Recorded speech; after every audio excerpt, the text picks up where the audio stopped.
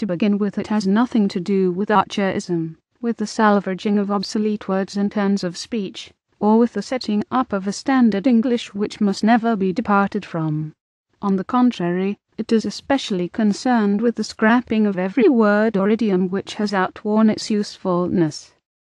It has nothing to do with correct grammar and syntax, which are of no importance, so long as one makes one's meaning clear, or with the avoidance of Americanisms, or with having what is called a good prose style. On the other hand, it is not concerned with fake simplicity in the attempt to make written English colloquial, nor does it even imply in every case preferring the Saxon word to the Latin one, though it does imply using the fewest and shortest words that will cover one's meaning.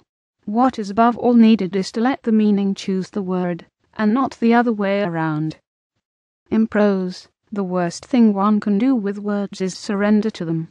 When you think of a concrete object, you think wordlessly, and then, if you want to describe the thing you have been visualizing, you probably hunt about until you find the exact words that seem to fit it. When you think of something abstract, you are more inclined to use words from the start, and unless you make a conscious effort to prevent it, the existing dialect will come rushing in and do the job for you, at the expense of blurring, or even changing your meaning. Probably it is better to put off using words as long as possible and get one's meaning as clear as one can through pictures and sensations. Afterward one can choose, not simply accept, the phrases that will best cover the meaning, and then switch round and decide what impressions one's words are likely to make on another person.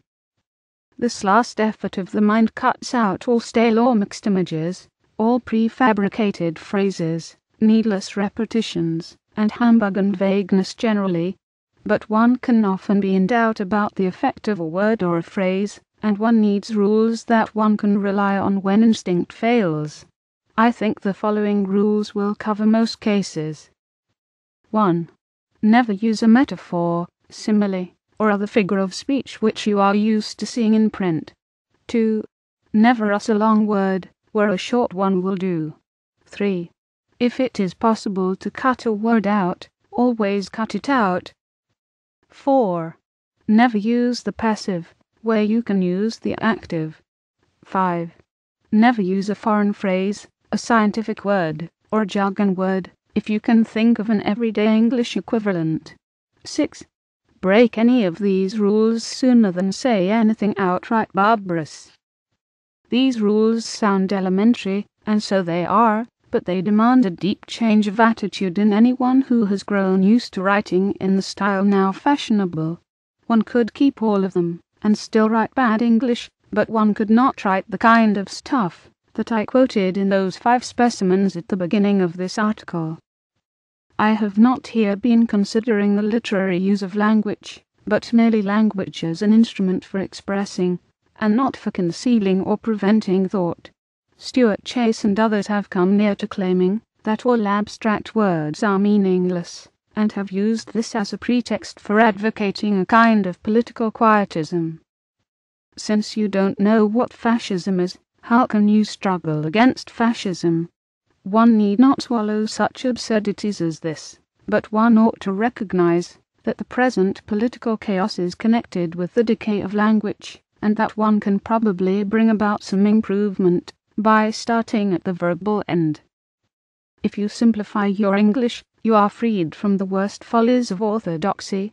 You cannot speak any of the necessary dialects, and when you make a stupid remark, its stupidity will be obvious, even to yourself. Political language, and with variations this is true of all political parties, from conservatives to anarchists, is designed to make lies sound truthful and murder respectable, and to give an appearance of solidity to pure wind. One cannot change this all in a moment, but one can at least change one's own habits, and from time to time one can even, if one jeers loudly enough, send some worn-out and useless phrase, some jackboot, Achilles' heel, hotbed, melting pot, acid test, veritable inferno, or other lump of verbal refuse, into the dustbin where it belongs.